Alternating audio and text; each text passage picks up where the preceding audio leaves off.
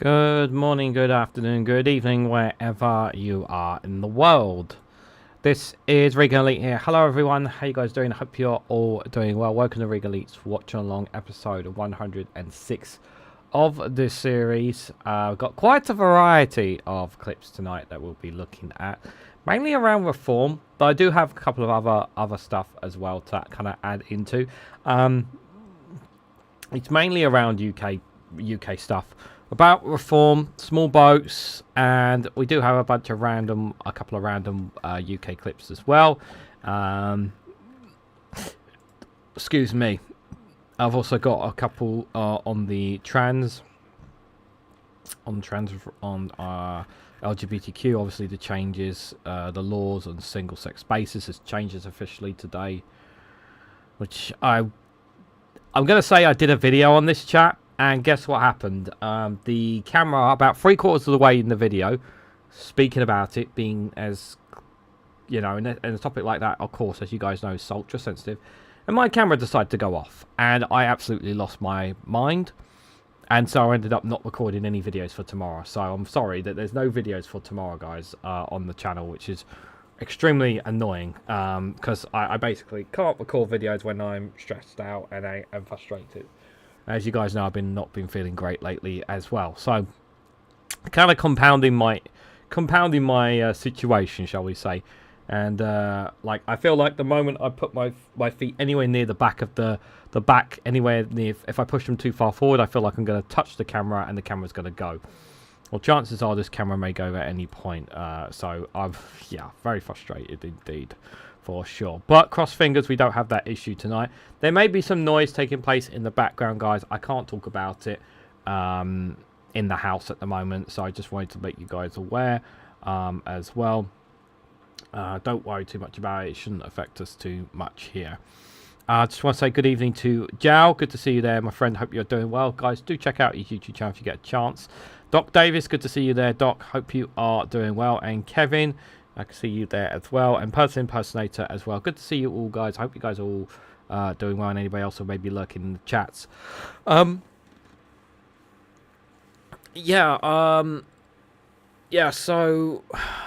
yeah, I've just been like this morning. Obviously, I just want to say this, guys, for those who were there this morning. Like, you know, I've been going through a lot last 24, 48 hours, as you guys know.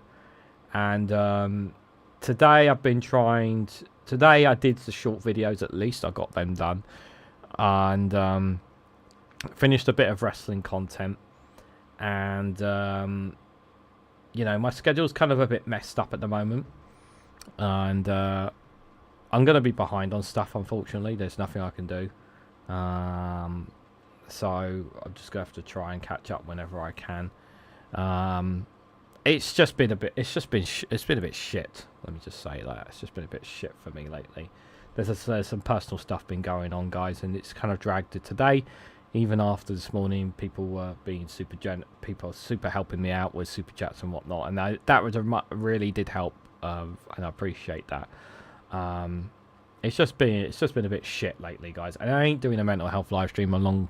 We're not doing that for a couple of months, guys. So, but yeah, we do have those ups and downs. But yeah, things have been a bit shit lately. But you know who else has been in a bit of a shit lately as well? It's Reform UK, guys. They're not doing so well. But despite everything that's going on, they're still kind of like brushing it all aside and playing that everything is totally fine here. And pretty much one of the most terrible. There's lots of terrible people in Reform UK. But I think Lena Cullingham is probably one of the worst. I wonder how she feels about. I wonder if her rights were taken away, would she be okay with that? Probably would be, you know, because of just how insane some of these people really are, for sure. And she was speaking with a few days ago with she was on BBC Newsnight with Victoria Derbyshire, and she just keeps and claiming that there is some witch hunt against Nigel Farage and Reform UK, that the establishment has a witch hunt against them. Now, I will just want to point this out as we go into more of the reform crisis. Look, they've put themselves in these situations. It's their fault for not reading the rules. It's their fault for not understanding what they can and cannot do. So it's on them to make sure they're following the rules here. And unfortunately, whether they like it or not, like any politician, like any journalist, every media outlet, there's always going to be people who want to gun you down, who want to bring you down because it's going to be good scoop, be good news. And if you've got skeletons in your closet, you better have a lock in it, because if you don't have a lock, you're gonna find people snooping and finding things that you don't want people to know about. So unless you're a clean whistle, you've got nothing to worry about. But the problem is Nigel Farage and so many other Reform UK MPs, they just aren't clean whistles really at the end of the day. Really. The amount of stories that keep coming out, there's such a focus on Nigel at the moment from the press, and there's a complete lack of focus on any other party or any other leader. Obviously, she must have missed Victoria Derbyshire's hammering of Zach Polanski, the news around Andy Burnham, but obviously she doesn't pay attention to anything, guys. That's not true, but go on, carry on. We can debate that at another time. Yeah, because there's no debate in it. Like, do you really want to pull up the statistics? Well, the problem is, even if you pull up statistics, they won't believe you anyway. Do you think his personal poll ratings could be down significantly because of the parliamentary and police investigation into him? I mean, I'll just be clear, there's no police investigation into Nigel. There's no kind of Met investigation whatsoever. Listen, I think there's a Met investigation into the origin of donations to Reform. Yes, but not... sorry, I thought you insinuated that there was an investigation into Nigel, which there isn't. Well, maybe not right now, but there might be one that's happening that we don't know about. You just don't know. I think the path to number 10 will never be a straight line. That it will never be linear. It will go up and down, and as it should. Yeah, okay. Let's just be clear. Like, you know, this stench around... There is a lot of stench around the Conservative Party. And there still is a stench around the Conservative Party. Although people don't talk about them as much because they're not in power. And they are... You know, they're not really influenced having a major... They're not really the ones at the front door, banging on the door at the moment. There's still, like, even though there's people who... Polls are saying that they're looking to vote Conservative.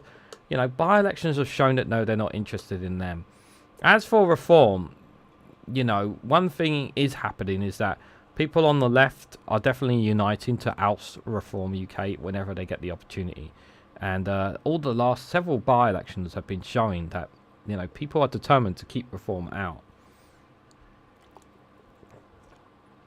But there are also people who are willing to put their foot behind Reform UK, no matter how big the scandals, no matter how dubious the stories are, they're still going to back them tooth and nail. Good evening, Witchy Goth. Very busy. Yeah, I've been busy too. We're always busy, I'm afraid. I hope you are doing well. Guys, make sure you subscribe to Witchy Goth's YouTube channel. Hopefully you'll be able to go live again soon. I know you said you couldn't go live today, I think it was. Yeah, sometimes your work can get the better of us. So, how's Richard Tice taking his investigation, guys? Well, he was talking to GB News. Surely Richard is taking it all very, very well, you would think, guys. And your good viewers and listeners need to know what is going on in our establishment. They hate us so much. This, all of a sudden, the BBC, they put this out as a push notification that I was being investigated. But you are being investigated. Literally, you are being investigated. This has been confirmed by the Parliamentary Standard Watchdog. Literally, every single media outlet is talking about this, not just the BBC. So this is not like a witch hunt here.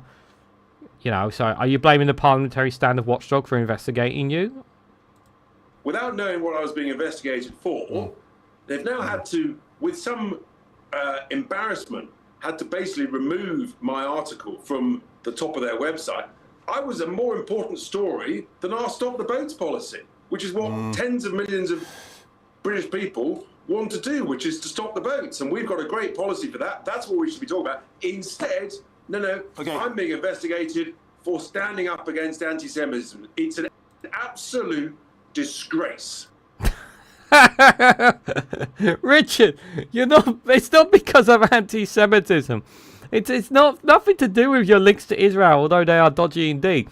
No. It's about you declaring your interest. You just haven't declared your interest. It's nothing to do with the fact that you went to Israel, you got interest from Israel. You know, there's lots of politicians that have interest from Israel, and I'm not happy about them as much as you guys are. But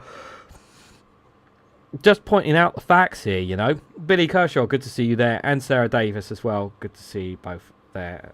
I hope you guys are doing well. Tice, stop making yourself an even larger tool of yourself. I mean, yeah, but let's continue. Richard Lice, sorry, Tice. Richard Tice, of course, I should point out that Ayub Khan isn't here to defend himself. The BBC also would probably counter some of what you said. Martin, I wasn't there to defend myself either, right? Okay. Listen, Richard, you could have put out a statement at any time the moment the parliamentary investigation was announced. You could have put out a statement on your Twitter, because we know you like tweeting. You could have said something there. Could have said something, but nope, you decided to rant here on GB News. I can sense your fury. Fury? I'm absolutely raging angry. It's a disgrace. Well, then maybe you should follow the rules. If you've done, and here is the thing, right? If he's done nothing wrong, why is he upset? Why is he angry? He's got nothing to worry about. If he's not broken any rules, if he hasn't done anything wrong, he shouldn't have anything to worry about. But here he is pretending to be angry. A basic counterpoint might have been, should it have been a more sensible idea to declare it in the first place? No, because it was a debate about UK democracy. I went to Israel 9 months ago when there were still hostages in Gaza, right, to understand about October the 7th, to go to the location of some of the horrors of that horrific massacre. That's why. Oh yeah, just don't mention a horrific massacre inside Gaza, but do continue. I went to Israel. It's nothing to do with UK democracy. It's yeah, but you didn't pay for the flight there. You didn't pay for your accommodation. You didn't pay for anything going there. Did you, Richard? Are you going to publicly state that you paid for it all out of your own money and that there is nothing to see here? Like, you aren't... Look, here is the thing, right? For all the people who might try to justify this in any way, shape or form, right? As an elected MP, we, the public, have a right to know if you are given money or money is being spent for you to do something or go somewhere or whatever. People have a right to know that because you are representing people. You're a politician. Like, if you're a businessman, that's your own business. But even though you do have a business and you do have other jobs and whatnot, if you wasn't an MP, no one would be saying anything. And if you wanna continue to do these things, then quit as an MP. Otherwise, you know, you can't have it both ways. Nothing at all. No declaration was required. This is an establishment sit-up, full on. And your viewers and your listeners need to understand the extent of which the establishment is trying literally to politically kill us and kill me and kill Nigel. Party spokesman has told GB News this: the reform sleaze scandals continue to pile up. With police probes, Nigel Farage's secret £5 million gift and reports of funding from a convicted fraudster. It's clear reform think the rules just don't apply to them. It's true. They think the rules don't apply to them. Everyone else follows the same rules. Reform doesn't want to. That's just it. They don't want to follow the same rules. Oh, that was a pure cold rage, says Sarah Davis. It does come across like that. Good to see you, Sarah. I hope you're doing well. Christina, good evening to you as well. Hope you are doing well. Yeah, it does come across like that.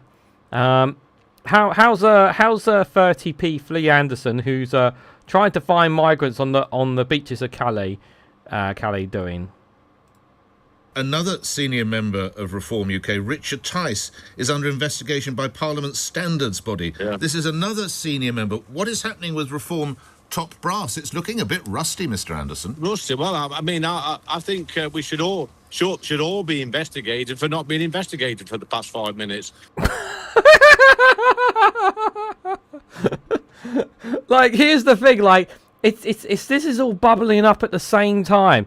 Like, it's almost as if they just, you know, Like I always say, if you've done nothing wrong, what's to worry about? You know, I honestly mean that. If honestly, like seriously, like if there's any reform voters listening in, I mean this. If Reform have done nothing wrong, why are they kicking up a fuss?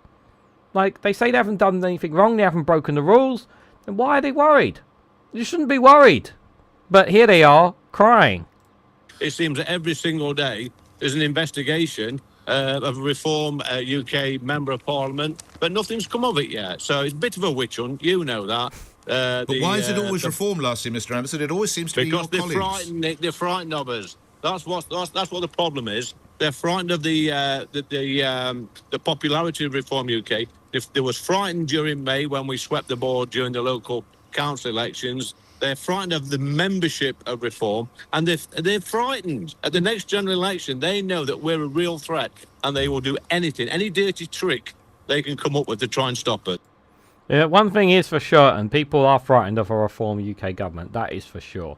People on the left are definitely scared of that, and rightfully so, because of the damage that they can cause. We're already seeing just how much damage they can do on a council level. And unfortunately, people are oblivious to... there's a lot of people who are oblivious to the damage that they're already doing.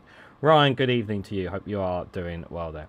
Next to be seen in a Christmas panto, says Billy Kershaw. Yeah, Give him a club and he's like the racist version of Fred Flintstone. Oh, you said that, not me. You said that, not me. I do like this this clip here from the Liberal Democrats. I wanted to add as well. I thought this one was not too bad as well from them. Oh, well, questions about money could go on for years. Mr. Farage is once again facing questions about money, transparency and his relationship with wealthy allies. But there's no money in politics. If you're corrupt, there's probably money in politics. Who else has got Nigel Farage in their pocket? Tell me what happened with the £5 million and we're solved. I can spend it on Ferraris if I want. Mr. Farage, So, how much has been spent? With all due respect, what's it got to do with you? How much of that money have you spent? It's literally none of your business. Hang on a second, I can't be bought by anybody. Oh, well, questions about money could... Very good, Father. Very good from the Lib Dems. Very, very good little clip there indeed. Yeah, it's piling up, and Libs Webster kind of put two and two together here with this one. Let me pull it back to there we go. I always have to fiddle with the cameras, guys. Sorry. This one here from Libs Webster. The parliamentary standing investigation now hangs over two most senior figures in Reform UK. Nigel Farage over the undeclared £5 million gift. Richard Tice over alleged failure to declare an interest. Parliamentary standards investigations now hang over the two most senior figures in Reform UK. Nigel Farage about the £5 million he received from a Thai-based crypto billionaire, and today his deputy, the multimillionaire businessman Richard Tice, for an alleged failure to declare an interest. This is the backdrop to Reform UK announcing today that if they got into power, they would use the Royal Navy to stop the small boats mid-channel. Even though the number of boat crossings has declined year on year, the issue of migrant incursions in general was catapulted to the front pages when 70,000 Moroccans swarmed into the Spanish territory of Ceuta last week. So is Reform offering a solution or a distraction? Reform UK's press conference was today overshadowed by continuing questions about party finances and the news that the party's deputy leader, Richard Tice, is now under investigation by Parliament's standards watchdog over an alleged failure to declare an interest while taking part in a debate on Israel. Our political reporter, Andrew Misra, is in Westminster tonight. Andrew. Well, Matt, 3 months of headlines around this £5 million gift later, and for Nigel Farage's opponents, it continues to be the gift that keeps on giving. Mr. Farage has been almost invisible, hasn't he, since Andy Burnham became Prime Minister? The questions, though, have not disappeared. Today, Reform wanted to make quite an eye-catching announcement about immigration. Instead, that was overshadowed by their party's leader appearing to change his position over this now infamous gift. Nigel Farage has kept a low profile since triggering a by-election in Clacton last month. That decision put the brakes on an investigation into whether he broke parliamentary rules by not declaring a £5 million gift in the run-up to the last general election from crypto billionaire Christopher Harborne, seen here trailing Nigel Farage when he was attacked with a milkshake in 2019. Mr. Farage said the money was for his security. The key issue, though, is whether it should have been declared. The House of Commons Code of Conduct says new MPs must register all registrable benefits received in the 12 months before their election. Nigel Farage reportedly received the gift in April 2024. Since the controversy around it emerged, Mr. Farage has insisted he had no intention of returning to politics until June 2024, which is when he returned as Reform leader, the month before the general election, that July. Today, though, he admitted discussing coming back as party leader earlier than previously stated. In the spring of that year, I did talk to Richard Tice about what the liabilities would be if I was to come back to that position. You'd be a bit of a mug, wouldn't you, to walk into a Just moving the goalpost, chat. job and not find out what the potential liabilities were. The Labour Party chair said Nigel Farage has blown a gaping hole in his excuse for not declaring the gift. Labour and the other major parties aren't standing candidates in next Thursday's by-election. A new poll suggests a fifth of voters could back Mr. Farage's most well-known opponent, a bin. It's actually, one poll suggested 30% of voters would back Count Binface. Unbelievably. The last one we saw was 20%. But I would take them with a pinch of salt, in all seriousness. Well, add to that the news that Nigel Farage appeared to confirm that he was facing another separate probe about the support he received from the convicted fraudster, George Cottrell. In addition, we found out today that Reform's deputy leader, Richard Tice, is now being investigated by the Parliamentary Standards Watchdog. But, you know, he says it's all a witch hunt. But he said it's all a witch hunt, guys. Over an allegation that he failed to declare an interest around a debate about UK democracy and Israeli influence. Richard Tice, for his part, says he's being investigated for standing against anti-Semitism and has accused the Standards Commissioner of investigating others ahead of him. He also condemned what he called garbage reporting around the issue. But put all of this together, and for a party that is trying to show that it is different, being caught up in so many different investigations, well, it's not particularly helpful. It's not helpful, but at the same time, chat, the thing is that it's not really hurting them that much in the polls. And the reality is a lot of people aren't going to stop voting Reform based on this. Some people just generally believe that Nigel Farage is the Messiah, just like Donald Trump. That's the problem. Do I really want to subjugate you guys to this clip? Well, make what you will, guys, of this. I'm here on Clacton Pier, which just celebrated its 155th anniversary last Saturday with a huge fireworks display. Now, as you all know, I've called a by-election on the 13th of August. It's unusual. Why have I done it? I've done it because... And you've done it because you wanted to face a bin. Because after we won Essex County Council elections back in May, and much else around the country, the establishment decided to launch an all-out assault on us. No, you received a £5 million crypto billionaire gift and you didn't declare it within the time frame that you're supposed to. And rather than wait for the investigation to complete, you decided to try and scupper the election and call a by-election instead so that you can remain as an MP and try to avoid scrutiny for it. But what you didn't realise and you didn't calculate is that none of the parties would actually stand in this by-election and that you would end up facing off against a bin instead. And what is even more ridiculous about all this is not only does this has cost a lot of money to run this by-election, but at the same time, Nigel, it doesn't change the fact that the investigation is going to continue as soon as you are elected once again as the MP for Clacton. I'm being called a crook, a criminal, an extremist. Frankly, much of what is being said is incitement. They've even dragged, disgustingly, my family into it. Your family wasn't dragged into it. You accused Sky News of dragging the family into it when they didn't even do anything to your family. They literally went to a house that you posed outside of a long time ago, and they were looking for you. They were looking directly to you. They didn't harass your family. You haven't provided any video footage. The footage that you did provide doesn't actually prove that in any way, shape or form. And you're claiming there's a witch hunt? Well, if you've done nothing wrong, you've got nothing to worry about. I called this by-election so you can decide. Do you want me as your MP? Do you believe in me or not? It's just not up to them to decide on the investigation. It's up to the... it's an independent body. The voters do not decide whether or not you are innocent and guilty. It is the people of Clacton versus the establishment. And what are the attack lines? The establishment being Count Binface, chat. Of course, is well, Nigel never comes to Clacton. What's he ever done for the people of Clacton? Well, let me tell you, in the last 2 years, what I've done. In terms of charities, I've helped St. Helena's Hospice, helped them raise money, and given over £1,000 myself in donations to them. Fair play. Fair play. I will say that. I've helped the Veterans Breakfast Charity here in Clacton, not just by attending their events, but also by giving them some money as well. I've never talked about it in public before, but maybe it's about time I did.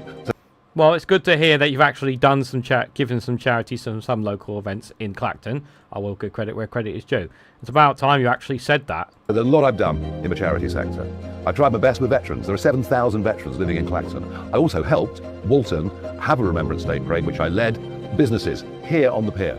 I've been with BACTA, I've had them here on the pier. They are the National Trade Association for the amusements industry. We fought tax rises in the budget and we won. I also, after the horrible fire that destroyed Codgers last August, done everything I can to help and promote that business. And here we are, right at the top. And I tell you what, if you've got vertigo, this is not the best, but for a day out, it's fantastic. And that's the other thing I've tried to do. I've tried to advertise Clacton as a place. Come and visit. How often have you mentioned Clacton on your visits to the US? How many times have you spoken about how great Clacton is have you mentioned Clacton and the positives and benefits of tourism in Clacton on TikTok and Facebook? Have you actually been doing that in all seriousness?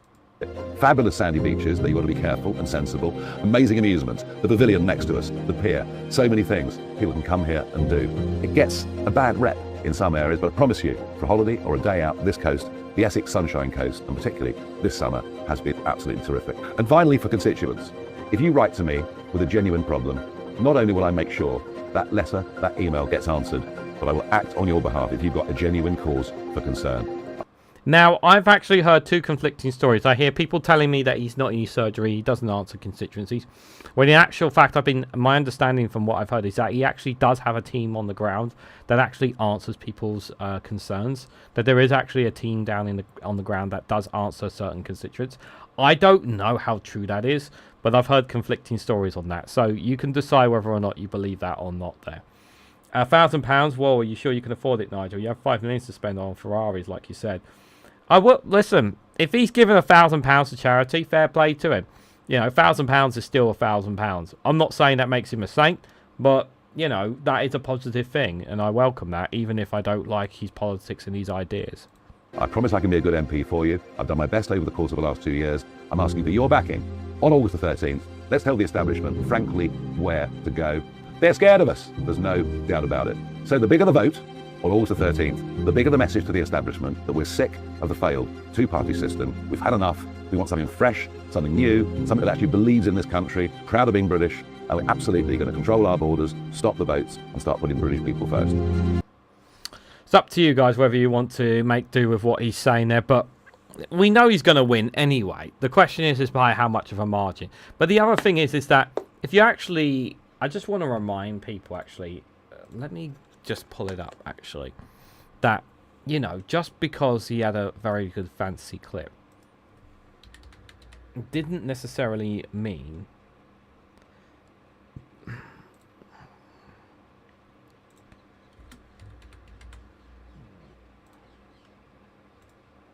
let me bring it up. Give me the list. No, not the I wanted Clacton. There we go. I just want to remind people that it wasn't always comfortable for him. Because I wanted to remind the chat, because this is important. So this was a reminder of the 2024 2024 election when Nigel Farage won it there. Now, don't get me wrong, a lot has happened in 2 years, but 46.2% backed him. Now, obviously, he should, without a shadow of a doubt, win comfortably still, and he should be getting at least 80%, if not more, of the vote share. Whether he will or not is up for debate, but he should win comfortably. But he only got 21,000 votes in a turnout of 45,000. Now, in by-elections, less people turn out, which means it's much harder for you. So whether or not he will still get, I think he will get less votes, but I think there'll be less turnout. The turnout will be low, but I still think he will get enough votes. But the question is what percentage it will be. Dave Shades are 270s, porn, Nigel. Yeah. Mr. Kipling makes extremely good takes, says Billy Kershaw. They do. Mr. Kipling does make extremely good takes. Sorry I've been missing your streams, Jal. Been avoiding someone who upsets me. Nothing to do with the quality of your thoughts, says person impersonator. We've always got things going on, so don't worry about it. Farage brought his family into it. Correct, Sarah Davis. He did bring his own family into it. He brought them up to Sky News. He's the one who brought them up to Sky News. And continuing on from the reform crisis, I wonder if you can guess what Richard Tice has been doing this week. Has he been lecturing Jamie Oliver on healthy eating? Or has he been lecturing the Archbishop of Canterbury on Christianity? Or finally, has the king of the Nepo babies, Richard Tice, been lecturing David Attenborough on climate change? And I actually want you to vote on this. So I gave you a choice of 3 people who Richard Tice, the Nepo king, had taken upon himself to lecture about their own field of expertise. Okay, so what do you think, chat? Who do you think Richard Tice lectured? My first answer would have been all of them, but unfortunately it's not all 3 of them. It's only one of them. Who do you think Richard Tice has been lecturing on their field of expertise? I think criticising David Attenborough is... I don't think it's David Attenborough, because I think that's suicide for any politician to try and criticise David Attenborough. So I'll probably go with the 1 or 2. The other 2 there. The climate change. Well, let's find out. And if it was Who Wants to Be a Millionaire, if it was Ask the Audience, you know, when they do... when they go sort of... That's what we've got. We've got equal graphs, with the David Attenborough ever so slightly ahead of Jamie Oliver. And in 3rd place, Richard Tice has been lecturing the Archbishop of Canterbury on Christianity, which is actually the correct answer. So the Archbishop of Canterbury, while visiting Ghana and Cameroon and paying a clearly very emotional visit to Cape Coast Castle, which had been used to imprison enslaved people by the British in the 17th century. She wrote, "It is impossible not to feel the weight of the immense evil that drove the transatlantic slave trade." Richard Tice took it upon himself to respond, to say, "Did you thank Jesus for giving great courage and vision to the British for abolishing the slave trade, spending vast amounts of money and sacrificing brave Royal Naval sailors in the process? As a Christian, you don't speak for me, nor millions of other Christians in the UK." And I mean,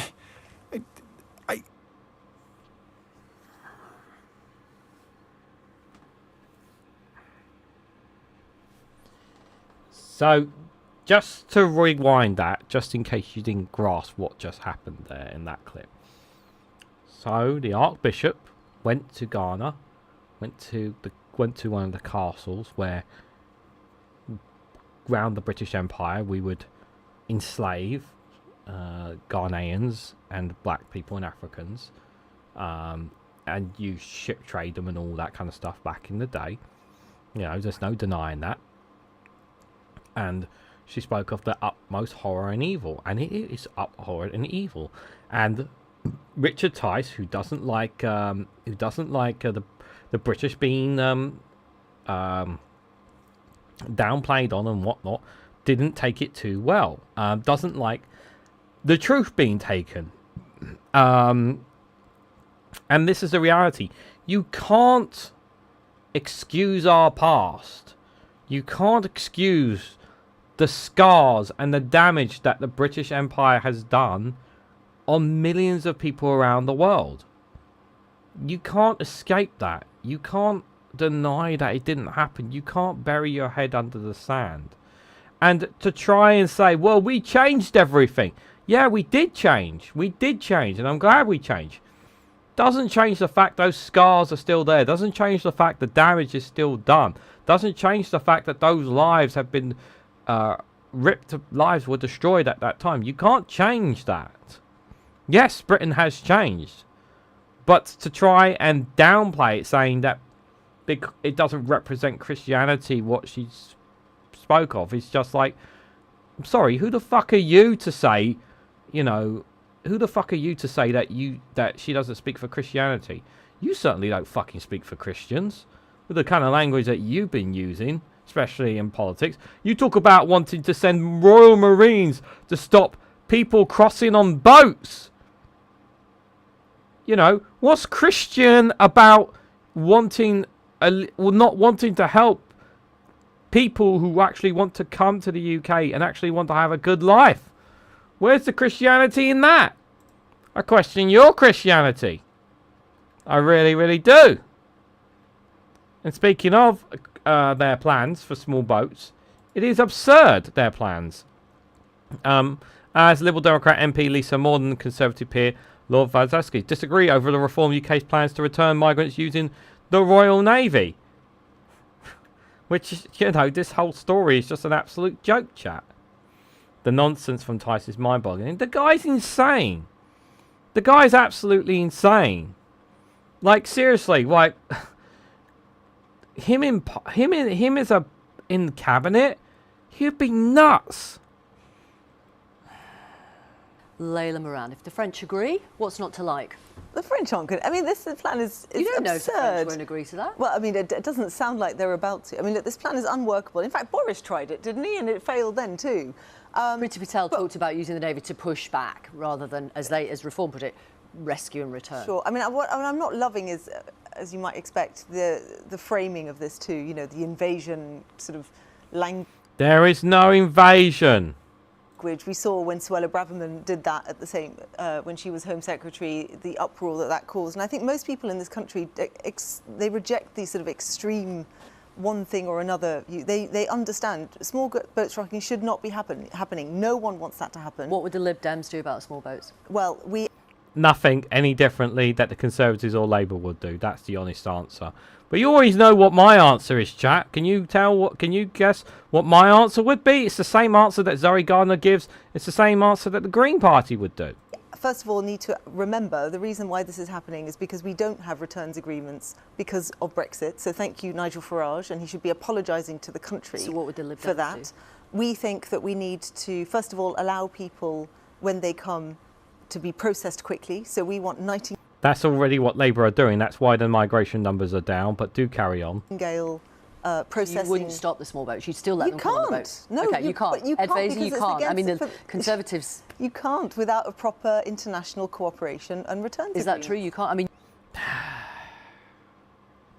you promised year after year, election after election, and didn't manage it. Is Layla Moran right? You can't stop the small boats. Well, I think you've got to do your very best to do so. I think the public has long run out of patience with this. The small boats crisis is not a refugee crisis anymore. It's a criminal enterprise run by cartels that are making money by transporting people illegally across the channel. It's called safe and legal routes, and if everyone just did safe and legal routes, we wouldn't have small fucking boats. There wouldn't be this criminal organisation bollocks. We wouldn't. I don't know how many times we have to say this. Until we set up safe and legal routes for people to come to the UK, you're not going to stop the boats. You're not going to stop people trying to cross. Like, this is so stupid on so many levels. So I think the rhetoric of reform is the answer is safe legal routes, but none of you are gonna say that. It's ludicrous comparing it to World War II and you know, evoking, as it were, the image of the gunboat protecting Britain's shores. You know, a few. Yeah, it's so stupid the comparison. This is being compared to World War II when we have the lowest numbers, and this is where I'm going to come to the next to a video that Someone mentioned about like what happened recently in Spain, Spanish territory, which I think is a very, very good point to all of this. A few weeks ago, they were probably saying we didn't have a Royal Navy. But there is something there in saying that I think that, you know, Border Force and so on should have the resources and powers to intercept people when they reach our shores. And I think we should have a much tougher policy on people who come to England across the Channel. Yeah, because that's definitely going to stop them coming, you know. Where's that clip? It's a really, really important one. I had a very, very important one. Oh my god, I didn't put it in here. Where did I put it? It's a very, very important one. Is that the one?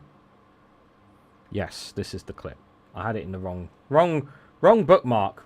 Good to see you there, David Guinness. Hope you are doing well. This clip here kind of sums up a lot of it. This clip here. Couldn't have said it better. Migration expert Gerald Carness, chair of the European Stability Initiative think tank, says the latest migration crisis in Citra bucks the trend for migration generally. Dramatic images beat statistics every time. This is the problem, chat. Dramatic images beat statistics every time. What I mean with statistics is the numbers of what's actually happening normally. You know, when in one day more people come to Spain than in the whole of last year, people believe that one day is typical. And they forget that in fact at the moment we have low irregular migration, few people coming to the European Union. We have low asylum application numbers in Sweden and Denmark and Germany and Austria. That at the moment all of this is much more under control than it was 3 years, 5 years, 10 years ago. People forget that. The images dominate the debate. That's why we talk, because of the images in Ceuta. And if the images are where we stop and we don't think, well, what's really happening? Then we are in a trap. But also, the other trap is to say, but it's just an image. Let's ignore it. That's not how politics works. We need to have an answer to prevent this happening without falling into the panic based on a completely distorted view that millions of Africans are about to come to Europe. They are not. This is really, really important. These images that we saw with all the hundreds of thousands of people that you saw, they play this over and over and over, and it only takes a little bit of editing to say they're coming to Britain. They're coming to you. They're coming to your town and your village. This is all they need to do for people to believe it. Planting this all over social media, the right-wing influencers and politicians. And why are we talking about immigration again? Because of this. Because of what happened here. And they don't care. And I said this. I've said this before and I'll say this again. They don't give a shit no matter how low you put the numbers. You cannot appease the people on the right when it comes to immigration. You can't. You are wasting your time. I said this about Keir Starmer, and I'm saying this about Andy Burnham. Don't waste your time talking and debating about immigration. Talk about other stuff. Because he's wasting his time trying to appeal to these people. Because no matter how factual the numbers are, people don't give a shit. They still think that all those people they saw is coming to the UK. When they're not. And here's the worst part about this, right? Pretty much the vast majority of these people who went over from Morocco into Spain have already gone back to Morocco. But they won't tell you that. They won't tell you that because they don't want you to know that. They want you to think that they've gone into Spain and that they're travelling right now in a massive caravan through France all the way to Calais to come to England. That's what they want you to think. Because they think you're a fucking idiot.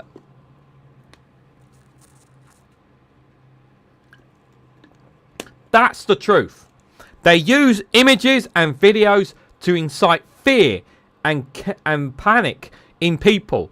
And older voters, older people, they will see this footage in their Facebook groups and wherever they, without not listening to mainstream media, which will tell them the truth to a certain extent on this, right? But they will see them online. And that people will be telling them they're coming to the UK. Their immigration is out of control. Again. despite the fact that the mainstream media is telling you the numbers are down, but they don't care about that. This is the problem. Misinformation and disinformation is a problem. This is what is fucking up so many people all over Europe and America, is you have so much pumping of misinformation and disinformation into the minds of people because they don't go and look at the facts. It's so important to stress that. And we should point out, as Person Impersonator pointed out in the chat, people died going back in there. They did. People died. I think it was, the number was 18 or 14 people died. Absolutely terrible losses of life. There were some children who were stranded as well that the Spanish authorities helped as well there. It's so important that context is added. And people won't watch the news properly. They won't look at the detail like we do. People will just look at those images and thinking, my God, they're coming, without doing a little bit of research or digging into it. They just jump on the assumptions, and it's a big, big problem, chat.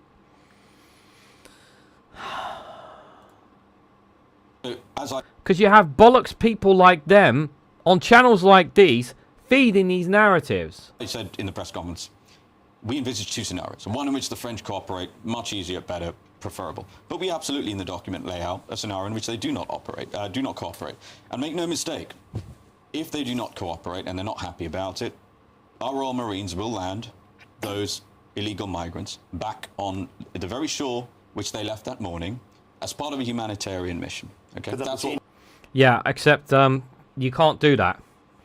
It's against the. It's against you. You can't do that. It's not your land. It belongs to France. You cannot do that. You cannot do that. You cannot do that because you have no right to do so. The only way you can do that is by literally invading France. And correct me if I'm wrong, I don't actually think that the public want to go to war with our French neighbours. Thank you, Dave McGinnis, for the £5 super chat. Fuck who wants to go to England? The Scots, the Welsh and the Irish avoid the place. Well said, my friend. Well said. Well, actually, there's a clip I'm going to share in a bit from one of the migrants who was put on the... who was shown by... I think it was Lee Anderson when he was walking around the camp. Guess where he wanted to go to? He wanted to go to Edinburgh. Thank you again. Thank you for the super chat. First super chat of the live stream. Very much needed. That's very much needs that indeed. So thank you, my friend. I appreciate it. We will do. That be seen as an act of war? No, it is completely legal. In fact, no, it's not legal. It's not. It's not legal. Obviously, you don't understand the rules.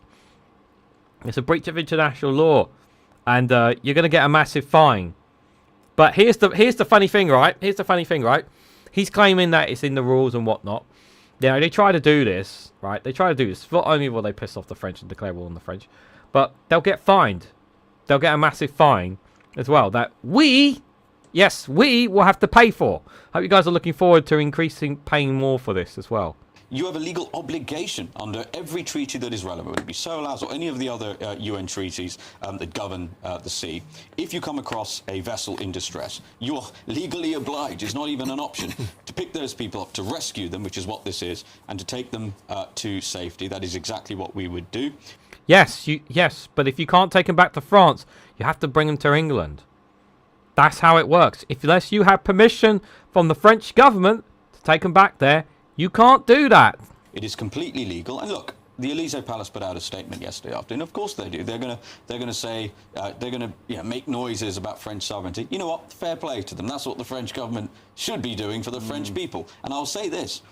The French government should enjoy the fact that maybe perhaps the last few months and years of supine, cowardly British governments, who roll over and allow effectively the invasion of this country to happen off French shores. Because what there is no invasion, you muppet.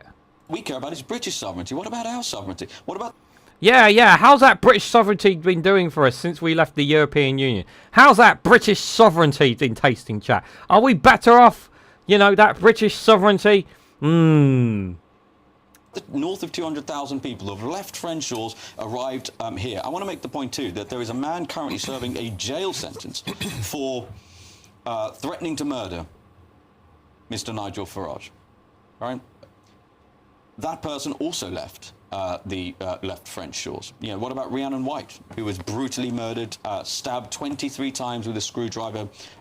She worked in one of these migrant hotels. Yeah, I don't dismiss any way, shape. Listen, I don't dismiss the fact that I want to make this point here because it's important context here with what Zara Youssef says.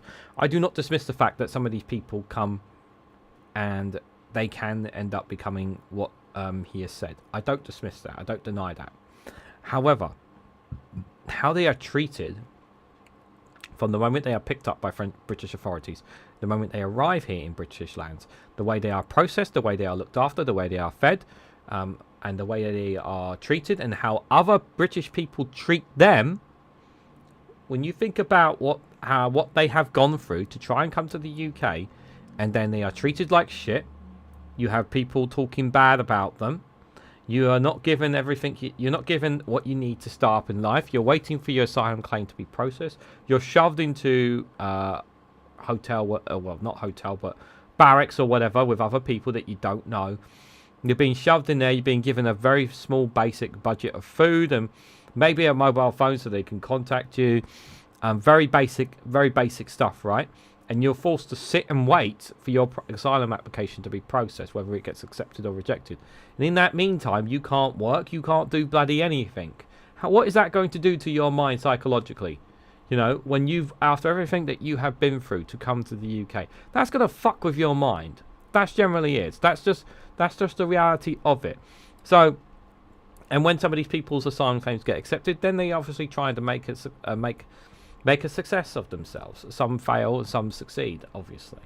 But you can't tell me that there is not a psychological and a mental effect on these people when after everything they go through to try and come here. And believe me when I say this, if there were safe and legal routes for these people to come to the UK, they would go take it. They would not get on a boat. They would not pay their kind of money to come here. And that context is also really, really important. I'm moving to Wales if it becomes independent, says Doc Davis. Well, I'm not ruling out the possibility of taking my partner and moving to Iceland, if the world becomes unbearable. I'm not ruling that out. I'm just telling you this just now, guys. I'm all for Welsh independence, says Sarah Davis. Yeah, I'm all for that. I'm all very much in the support that if that is what the people of Wales want, I will support it for sure. Imagine a daily in Portugal, people are deported, and guess what? We pay for it. Reason why we have legal ways to work and reside here, says Jow. A person says it was a very, very violent place to live in the 1970s. Doc, I would never go back, not even to see family. I cannot return anymore, says person impersonator. Number of dead was 67 last I saw here. 67, Jesus. We're going to stand up for British sovereignty. Make no mistake. Are we willing to have a big diplomatic row with France about this? Yeah, you better believe we are. That's what Prime Minister Farage will do. If we're not willing to have a big diplomatic row with another sovereign nation about our own sovereignty, about the right for us to have a border, and I'll say this last point, France's official position is that they don't want those boats coming across. Why? Because Tory and Labour governments have sent them £1 billion of our money. So on the one hand, the French are now in the position where they're saying, yeah, give us £1 billion, we'll stop the boats, but also saying, don't even think about sending any of those people we're sending your way back to our shores. It's absurd on its face. So, yeah, okay. Anyway, so 30p fleet, rather than go on holiday and actually, you know, take a break like so many other politicians do during the summertime, or actually, you know, I don't know, work in his constituency, decided, you know what, I'm going to copy Chris Phelps, what he did last week. I'm going to do the exact same thing. I'm going to go and find them because, you know, we know that, because, you know, Reform, they like to better up. They always try to do better than the Conservatives, don't they? But because Chris Phelps had such a good time with his coverage, that Reform was like, we've got to send someone out there. Lee, get out there and find those immigrants and do it on our behalf. Iceland is expensive and beautiful, but beautiful. It is, personally. But if you can find a decent job and whatnot, you can definitely find yourself on your feet there for sure. just outside a migrant camp in between Dunkirk and Calais. We've been on the beaches this morning about 4 a.m. looking for possible sightings of small boat crossings. Didn't see any. Oh, you didn't see any? Oh no! So what happened to that invasion, Lee? What happened to the invasion? I just heard Zara Yusuf saying that there was going to be an invasion, and you didn't see anything. Did you have any? Did you actually have any lights on? Were you at the right beach? Were you at the right beach? Are you sure? Are you sure you're in the right place? Maybe they don't do it every day. Maybe it's because, you know, maybe the actual numbers are down. You know, just suggesting. I heard some rumours the idiots in Calais might find themselves barred from entering the EU. They are annoying the French. I think they should look at banning certain British politicians coming over to cause a stir, you know.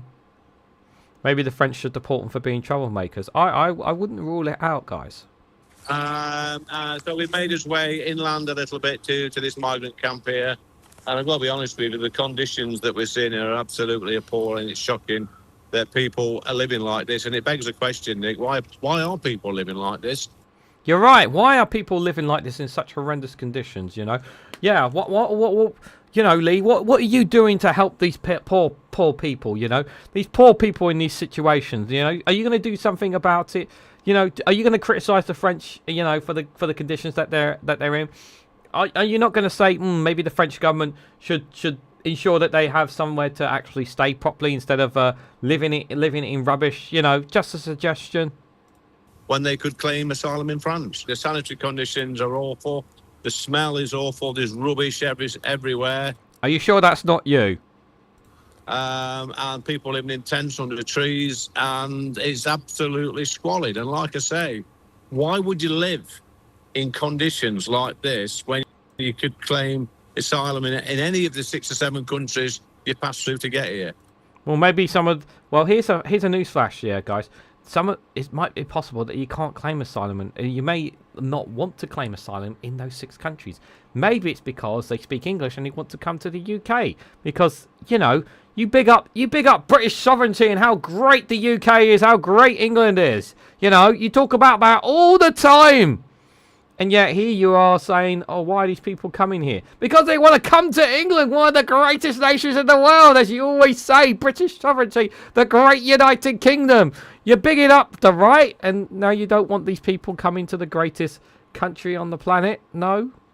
It's unbelievable. Do you feel you've missed the boat, Lee Anderson? You should have been... Do you feel you missed the boat? Yeah, I think as much as I hate this man in our screens, I feel like he did miss the boat quite a bit, guys. There last week when Chris Philp was there. Listen, I was here 3.5 years ago, Nick. Chris Philp was nowhere to be seen then. You're right. You're absolutely right. Chris Phelps was nowhere to be seen. But you also know what else was happened a couple of years ago as well, guys. There was a certain politician who was in the higher echelons of government, and he was actually deputy chairman of the Conservative Party, and he had quite a lot of power and influence, obviously, who talked, you know, who wanted to stop the boats. I wonder. I can't quite put my finger on who it was, though, guys. He could have done some. I mean, he wasn't Home Secretary, but he still was deputy. You know, he still had a lot of power and influence. You know, but oh, that's right. It was Lee Anderson. It was deputy chairman, chat. What did he do during his time? Oh, that's right. He did fuck all. All of a sudden, he's over the channel bleating on. He had plenty of time to sort this out. He did absolutely nothing. You're right. You had plenty of time to sort this out. Could have said something. Could have done something as deputy chairman of the Conservative Party. But yeah, what did you do, Lee? You did nothing. It's a little bit embarrassing.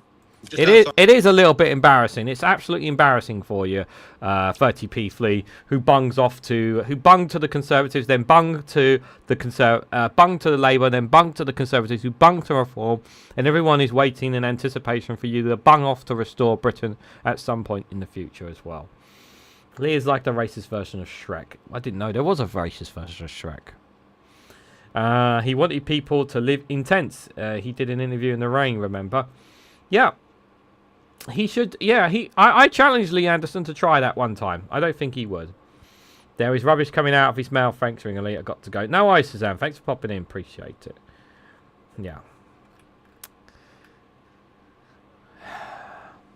I think the British public want to see some form of action, but you're getting a lot of resistance, particularly from establishment media, to your plan to deploy the Royal Navy. The French are pushing back on the idea of it as well, Mr. Anderson. What do you say to those critics that will say actually you need permission from the French to take those migrants from the English Channel and return them to France?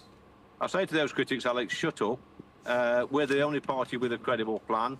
Oh yeah, because that's great diplomacy, guys. What a great politician! We got concerns about these things. Shut up. That does not work. That does not work, Mr. Lee Anderson. Fucking idiot. Don't need to hear any more from him. All the previous governments have tried everything for immigration. So what did he say was wrong? Frank, what do you want the Navy to do? So, OK, there's a frigate that is sent. I mean, how many frigates we would need to police the entire channel is a different question. We might come on to that one. But let's just say you send all the UK's warships into the English Channel. You give them big, loud hailers, and whenever a dinghy approaches, and whether or not someone speaks English on it, they shout through the loud hailer, if you don't turn back to France, then we are going to force you. And that dinghy carries on ploughing undeterred towards Dover. What do you want the Navy to do then? Well, listen, I don't think our Navy, we haven't got a Navy to do that because of their actual lack of chips and everything. That's a pretty... I'm gonna go out on a limb here and just say something here, guys.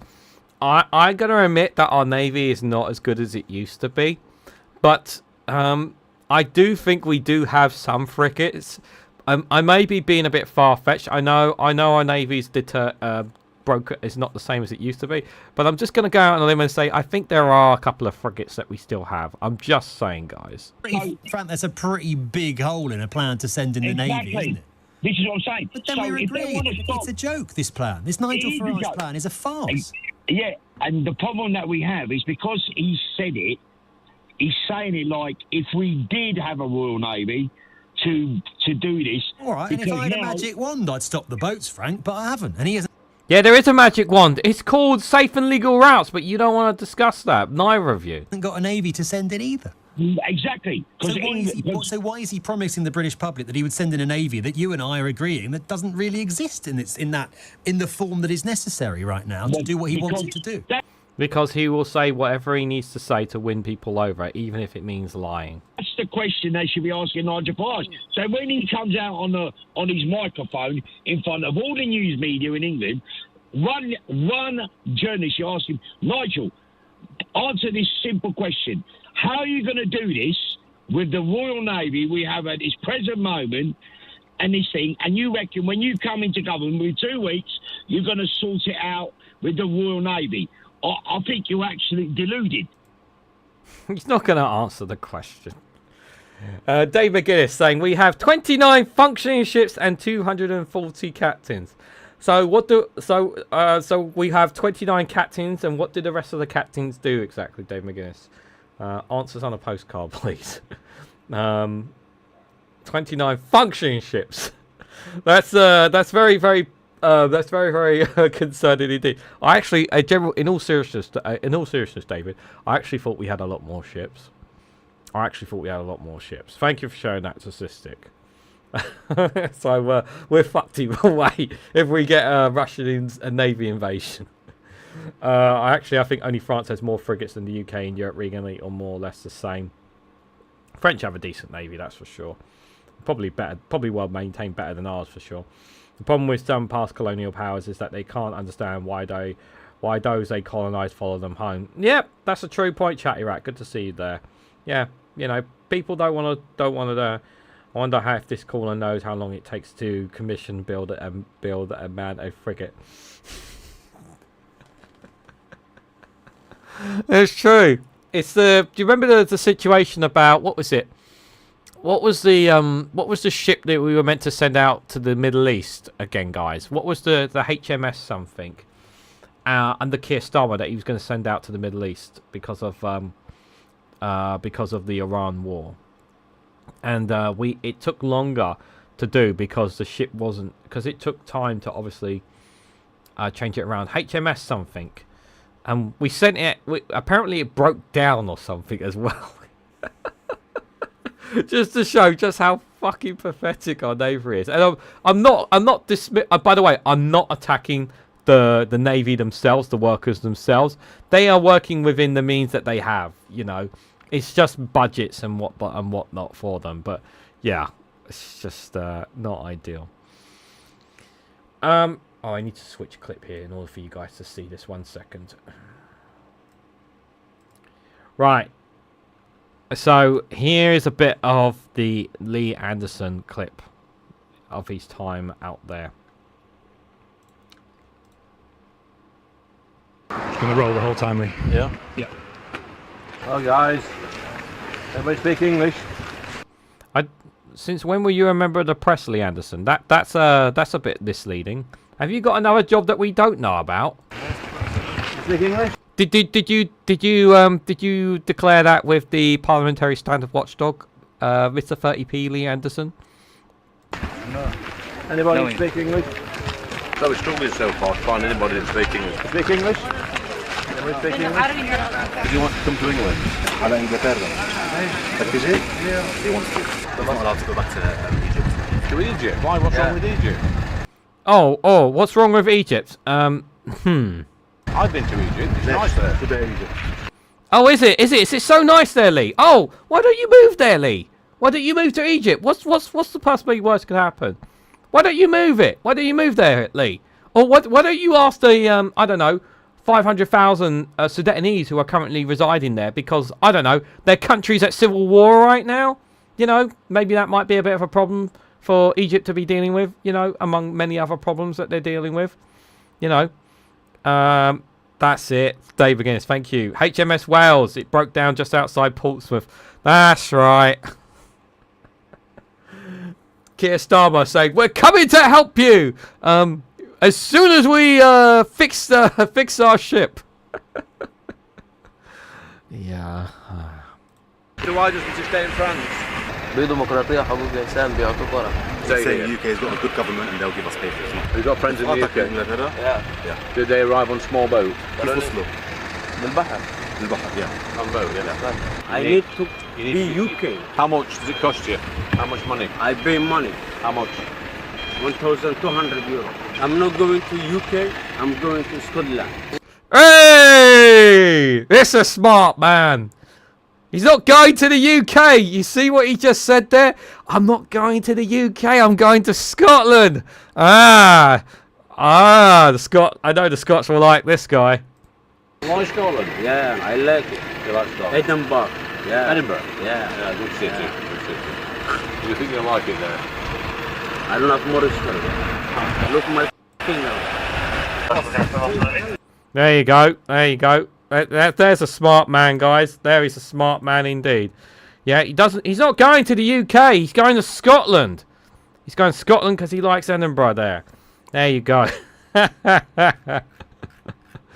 like that guy. I like that guy. Give him these papers. Give him a safe and legal route. Don't put him on a boat. Don't force him on a boat. Let him go to Edinburgh. Let him work and contribute to the Scottish economy. You know? Ah, dear, oh dear, oh dear. Can't win with these people, can we, guys? He's on GBB, so probably thinks he is. Yeah, everywhere is nice when you go on holiday. Yeah, that's true. You know, when you go... You know, I keep seeing, like, for example, right? I see when me and my partner, we look like... We haven't booked a trip abroad this year because we're just trying to save money, right? But we always look at, like... you know, when we're on, if we're ever walking on the high street and whatnot, and we see holidays and whatnot. One country that pops up, you know, that pops up quite a few times I see for people to go to is Tunisia. You know, and straight away I'm like, well, that country isn't exactly safe. Well, it isn't. But what they do is they lock you in a place, you know, that's tightly secured, you know, and they give you everything that you need inside the compound, literally. And that's the same with Egypt. That's the same with Egypt. You know, that's how it works, you know, for some of them.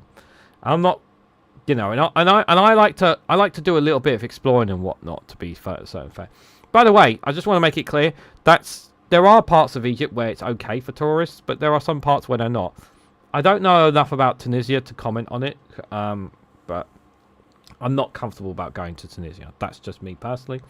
Not me anything against Tunisians or their people, but they have problems. But, you know, no country is perfect either. So, just putting that out there. I know I'm digging myself a grave right now, dissing Tunisia right now. Anyway, let's carry on, guys. So I got a couple of different clips here. So, where do I want to start? There's so many different ones here. So let's touch on this one here. So, we've touched on it on Monday, a little bit on Monday, and you had some of it a bit yesterday as well here. So, obviously there was the discussion about possibly Rupert Lowe and Nigel Farage working together. Well, this Restore Britain spokesperson who was speaking to Times Radio points out the reasons why the former Conservatives who are now part of Reform need to go from their party if Restore and Reform are to work together. Suella Braverman and Robert Jenrick, who left the Conservatives to join Reform, who hold front bench spokespositions in Reform, they have to be out of those positions before you can sort of make any progress. Yes, absolutely. I think that is sort of the bare minimum, along with the other points that you mentioned there. Why do you hate them so much? Well, because they've been instrumental in the downfall of Britain. Robert Jenrick allowed 1 million migrants into our country in the space of a year. I think that you need to be held to account for that. Obviously, our position on migration is incredibly clear. We want to end the demographic replacement of Britain. We don't just want to, stop migration, but we actually want to reverse mass migration, talking those that have come here illegally, obviously, and people that have come here legally. Yeah, basically, basically these people want to basically create an ICE-style movement and round up anybody and everybody who's been accepted, whose asylum claim has been accepted in the UK. And it wouldn't surprise me if these fuckers, if they were ever get in government, would start rounding up legal people as well. You know. Right. Well, the illegal, there is these people would be really, really cold and ruthless. Has famously said historically that mass deportations is a political impossibility, but we say no, it's not a political impossibility. It's necessary to. No, it's not necessary. You guys are just fucking out of your mind. You guys want to literally undo the UK as it is now. You want to basically destroy multiculturalism in the United Kingdom. You want to basically shift everyone who is not white out of the UK in some way, shape or form. You want to do a mass purge in the UK, which is diabolical and inhumane on so many levels. Reform's policies are bad. These guys are crazy. Protect the native people of the British. Native people, that's the kind of language that they want to use, guys. And remember, people are stupid enough to buy into this. That's how scary it is. Styles, and if Farage is not willing to take the necessary steps to do that, then a collaboration is not on the table, because that is fundamentally one of the main pillars of what Restore Britain stands for. And as I say, those that have historically served in Conservative cabinets, well, they are instrumental in causing the massive influx of migration. So these people need to be held to account. It's really, really important for people of black and brown people all over the UK to understand that Restore Britain wants you deported, whether you are a citizen or not a citizen of the United Kingdom. They will find a way to strip you of your passport and remove you from the UK one way or another. They will pay millions of taxpayers' dollars to shift you to countries you've never been before. Just like what they're doing in America. The Trump administration, when they can't send them back to their countries of origin, they shift them to other countries of origin. We've seen many people being shifted to countries in Africa. Even Rwanda, some have been shifted from the Trump administration, despite the fact that some of them are not from those countries. They've shifted them there to get rid of them, essentially. That is exactly what Restore Britain wants to do here. That is exactly what they want to do here. Do we want to touch on this more? No, let's not bother touching on it more. Zach Belansky was speaking today as well. He held a press conference. I watched the full thing earlier today on it here. And his main point was basically about climate change. But this is one part of his speech that he spoke earlier on. And his main thing was about obviously stopping new oil and gas, and speaking about obviously the dangers of the temperatures and the heat waves that we've been going through as well, which is very concerning indeed. Actual fact, I might get into a bit of that as well. So let me speak directly to the Prime Minister. If we are to secure a livable future for our children and for our grandchildren, there can be no new drilling for oil and gas. On this, the science is crystal clear. The scenes we have seen play out on our TV screens are frankly apocalyptic. And yet the response from our government is to pretend none of this is happening. It is an astonishing dereliction of duty from those whose very first responsibility is to keep all of us safe. Deadly wildfires are being driven by the burning of fossil fuels. And the sad reality is decades of inaction, of politicians allowing fossil fuel companies to profit from pumping out deadly emissions, have guaranteed the extreme weather we are seeing right now, and we will see for the rest of our lifetimes. But there is still time to stop total breakdown. So let me speak directly to the Prime Minister. If we are to secure a livable future for our children and for our grandchildren, there can be no new drilling for oil and gas.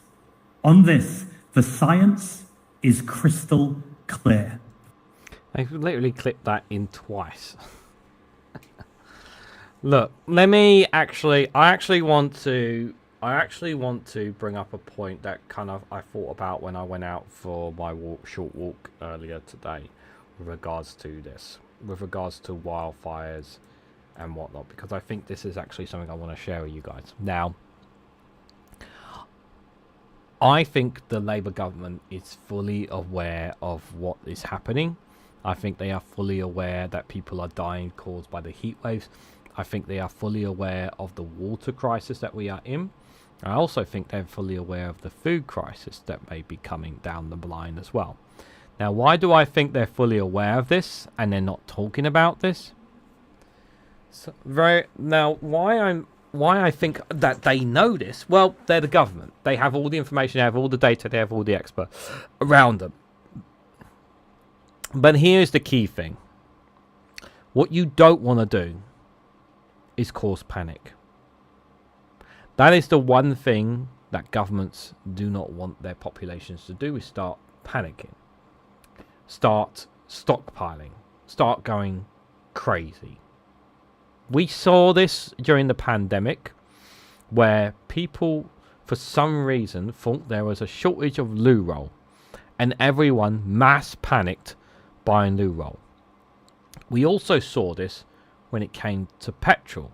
There was a mass panic when it came to fuel. The government doesn't want people to mass panic. So do I think this Labour government are doing things behind the scenes? I do.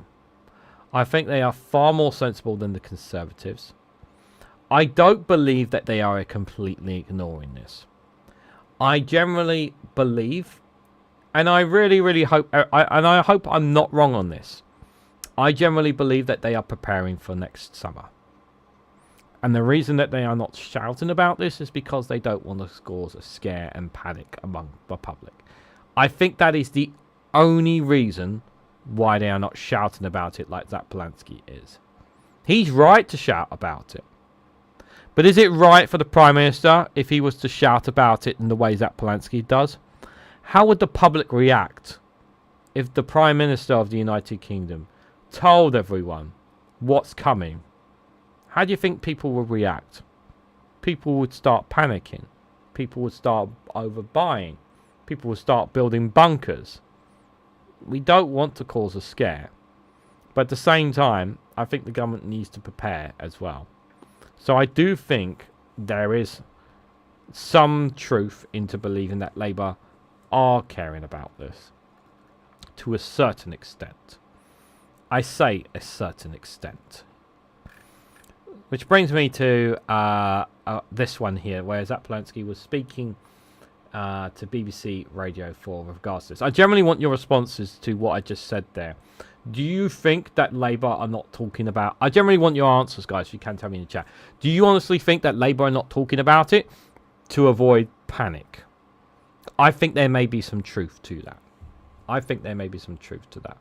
And from my friends in Scotland, can you tell me from a Scottish perspective, are people like, is John Sweeney, is the SNP talking about it in the way that Zach Polanski is talking about it? Generally would like to know in the comments below, in the chat below as well. Because I think this is... Because I think, yeah, you don't want to create a mass panic. You know, you don't want to create a mass panic. Cynics will say you have chosen a rather quiet time of the year to raise your profile as it slips under pressure from what are your own unforced errors and from a fairly impressive start by Andy Burnham to his premiership. What do you say to them? Well, I would say the number one thing that will not cause any change is not to have a Cobra meeting. If the Prime Minister and the government think the status quo is just fine right now, then they have their eyes closed to how urgent this crisis is. The reason why I called a press conference today is because I've seen on phones and TV screens the devastating impact of wildfires across the country. It's important to say as well that when you have a wildfire, that causes the soil, the baked soil. It means when the rain does eventually come, more and more places are likely to flood. That's going to be devastating for communities, but particularly for farmers, the people we rely on for our food production. We also know that those farmers have been working hard through the night to avoid the heat, yet food production is down, which means food prices are going to rise. So it's very clear why I've called this press conference and why I'm talking about this now, is from the day I was elected as leader of the Green Party, which was nearly a year ago. We saw our poll ratings rise. They're at the moment stronger than they ever were before my leadership, so we're still doing pretty well. We have 230,000 members. But actually, this isn't about politics. This is about saying to the Prime Minister and the government, this isn't a political reality, it's a scientific reality. They're still talking about drilling for North Sea oil and gas, yet the fact the geological reality says most of those reserves have gone. We need to be stopping the £2.1 billion that we're giving to fossil fuel companies again in tax breaks and using that money to invest in people, the workers that we should be investing for renewable energy. Yeah, and I agree with that 100%. I really agree with that 100% there. And this powerful video from Zach. We're going to come to one or two videos about the changing law when it comes to trans people after this one, guys.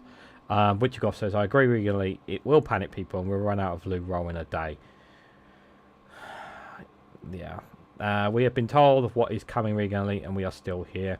People have died in forest fires. The floods, the heat waves, the cold waves have had to tell us.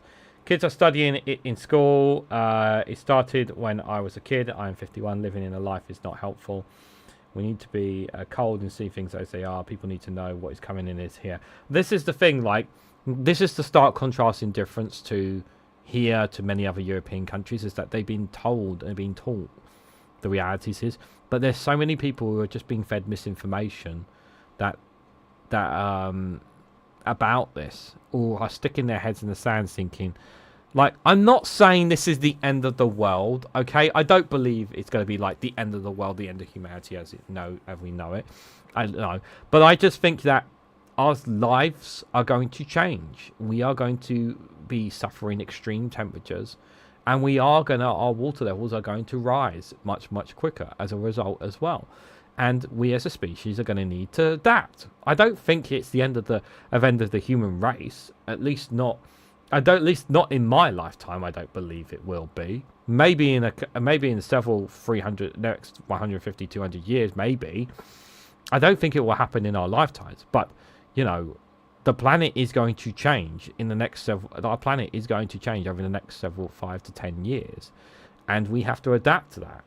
And I think there's a lack of acknowledgement from world leaders because they don't want to and lack of acknowledgement from certain world leaders, shall we say, because they don't want to cause panic. I generally think that's the case. I'm standing at the edge of a wood, somewhere where people normally walk their dogs, breathe in fresh air, take in nature. But actually today, there is a deep stench of ash, and I'm looking at a pretty dystopian future as habitats and local business has been decimated. And it's not just here. Across the UK, wildfires are raging like infernos, and they're leaving a trail of destruction in their wake. This is an emergency. The science is clear. Because of the burning of fossil fuels, these wildfires are becoming more frequent and more intense. And when the soil is baked dry like this in the summer, it means when the rain does come, it's much more likely to flood. I know people across the whole of the UK are scared right now. This was a forklift and a barn, someone's livelihood just completely destroyed. But the scariest part? This is just the beginning. The weather we're experiencing right now will be the least extreme in our entire lifetimes. Where are the emergency meetings, the disaster plans? What is the government's plan to protect people? Not just from the wildfires this summer, but next summer, when temperatures rise once again. And if those in power refuse to take control, then we'll set out a plan. Tax the fossil fuel companies. They're fueling these infernos, and use the money for wildfire prevention. Bring our water companies back into public ownership and secure our water supply. Protect people from extreme heat, having a cool space in every single community. This is the greatest threat to our safety, our food and water supply, our way of life since the Second World War. It's a reality check, both to prevent things getting worse and to protect people from the danger that is already here.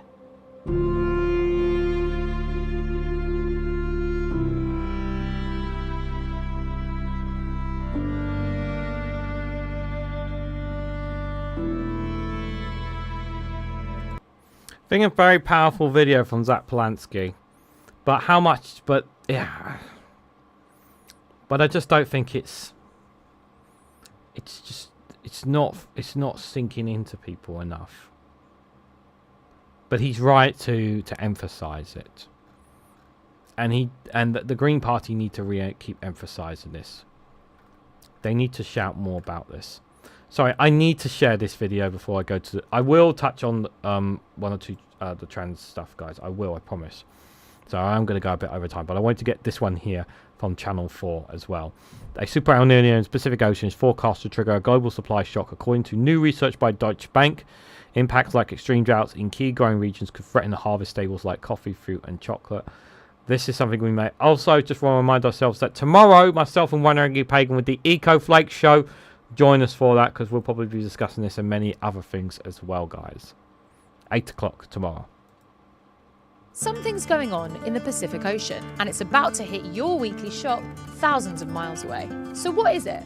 Let me explain. Major banks say the Super El Nino weather shift could threaten harvests across the world. And that means surging food prices, aka your supermarket bill, going up. You'll probably have heard of the climate phenomenon called El Nino. It occurs naturally every 2 to 7 years and releases massive amounts of ocean heat directly into the atmosphere, lifting the entire planet's average temperature. And when the temperatures spike by more than 2 degrees Celsius, experts call it a Super El Nino. So when a Super El Nino hits an already overheated planet, fueled by decades of fossil-fueled climate change, the two combine to make extreme weather worse and influence where it happens. So here's the ripple effect in our lives. The UK imports over 80% of its fruit and what we call soft commodities. That means staples like coffee and chocolate could all be affected by the Super El Nino, as key growing regions in Australia, India, Southeast Asia and West Africa face extreme drought. And that's on top of the heat waves and wildfires we're already seeing sweep southern Europe, which are scorching the land and making products like olive oil more expensive here. Then there's the question of how we get our food in the first place. The Super El Nino could lead to a sharp drop in water levels in the Panama Canal, a vital trade route we rely on in Europe, because it runs on rainwater. So when there's less rainfall due to drought, water levels plummet. The last time we had an El Nino in 2023, rain fell 30% below average, forcing authorities to restrict the number of ships passing through.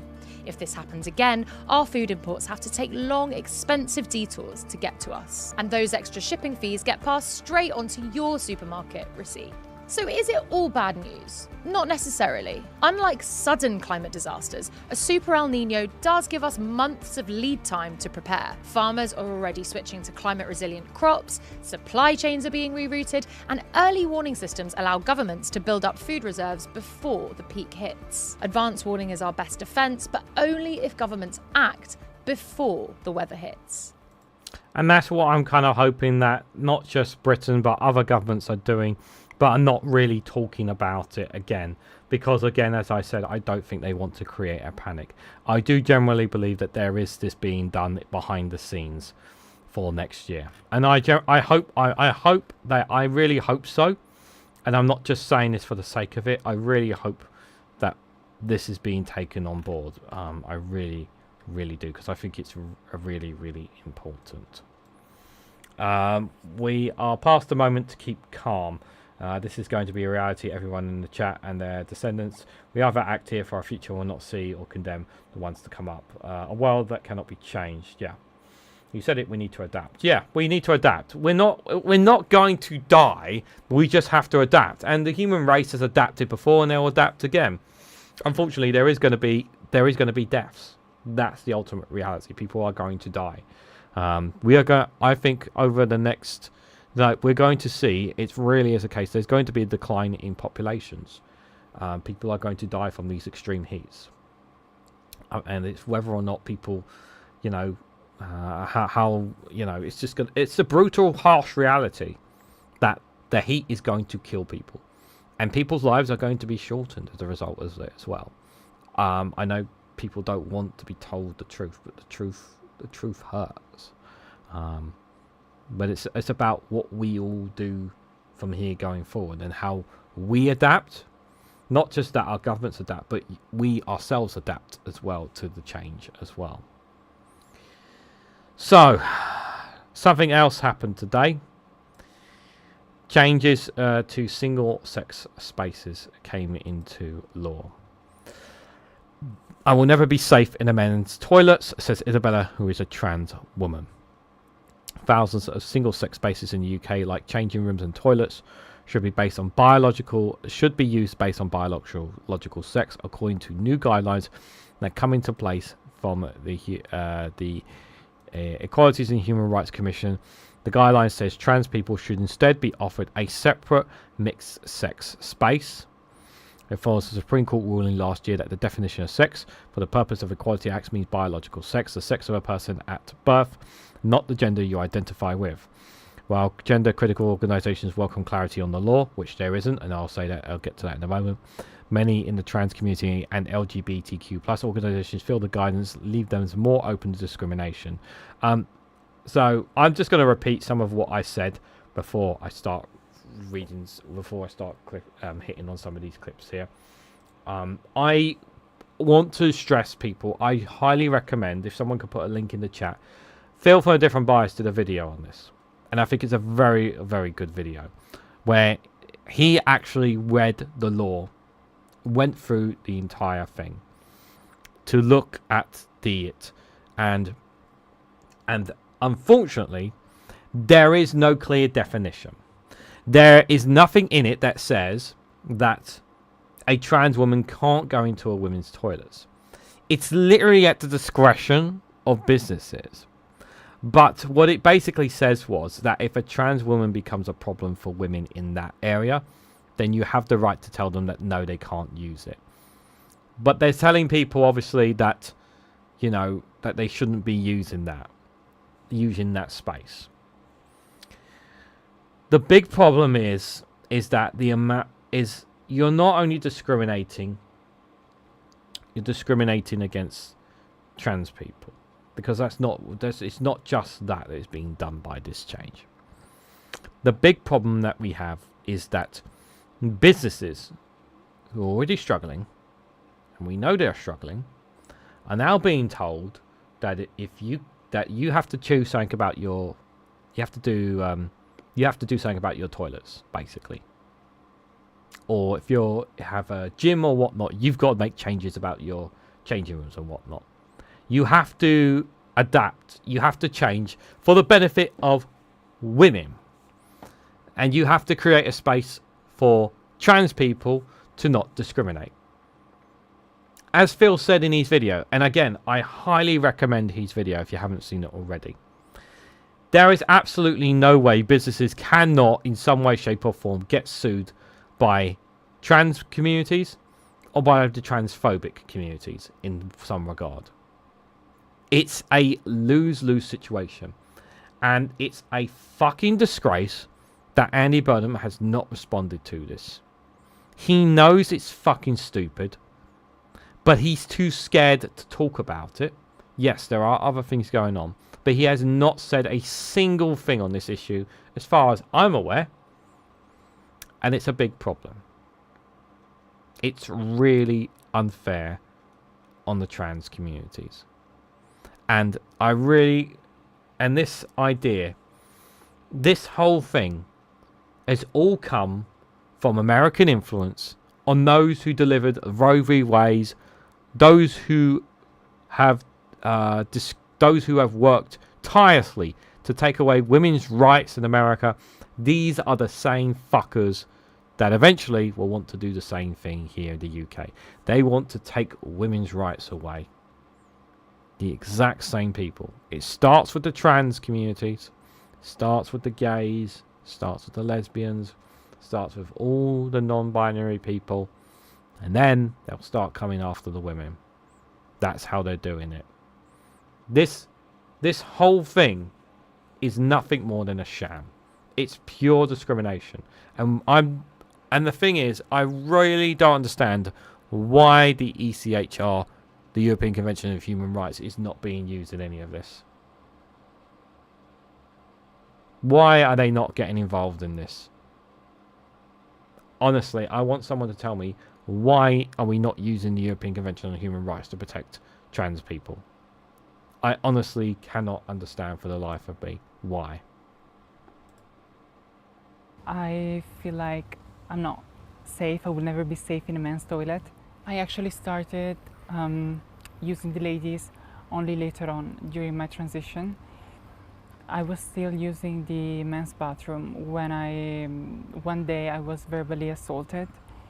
I was, as soon as I got in, there was a man that was washing his hands, and he looked at me from the mirror.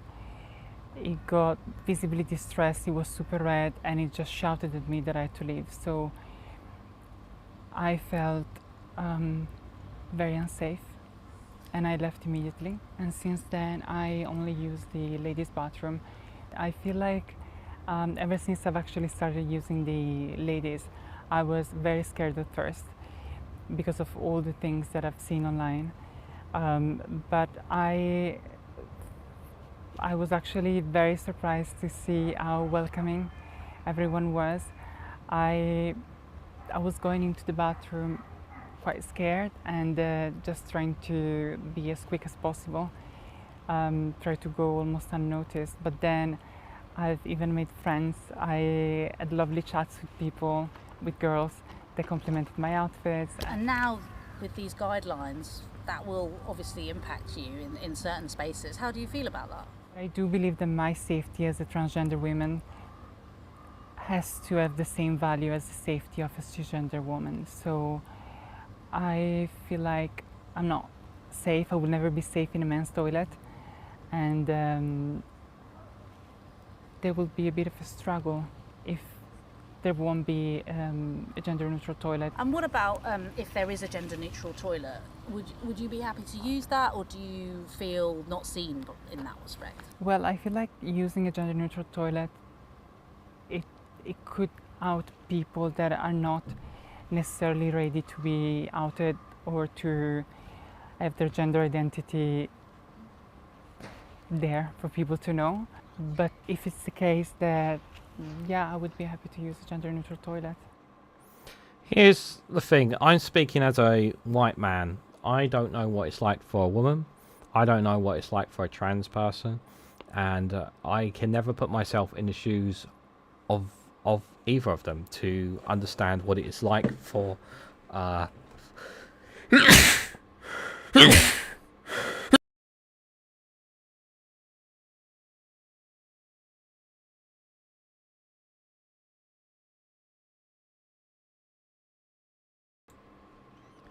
I was getting onto something very good there, and I've ruined it. Apologies, chat. Sorry, one moment. I'm going to start that again. Let me just wipe my hands with hand sanitizer. That's what it's there for. So let me start again. Apologies. I'm a white man. I don't know what it's like to be a woman. I don't know what it's like for a trans person. I don't know what it's like for a non-binary person. I don't know what it's like for a black person.